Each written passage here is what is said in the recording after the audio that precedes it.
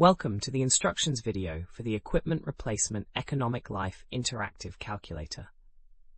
This powerful tool helps you determine the optimal time to replace aging equipment by analyzing the balance between declining efficiency, rising maintenance costs, and equipment depreciation over time.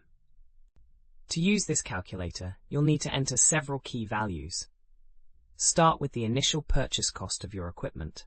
Next, enter your annual operating costs and the expected maintenance cost growth rate as a percentage. You'll also need to specify the salvage value depreciation rate and your discount rate for time value calculations. For our example, let's enter a purchase cost of $50,000, annual operating costs of $8,000, a maintenance growth rate of 15%, salvage depreciation of 20%, and a discount rate of 8%. The calculator will analyze each year and display the equivalent annual cost, showing you exactly when replacement becomes economically optimal. The results table highlights the year with minimum total cost. We have thousands of other free engineering calculators on our website.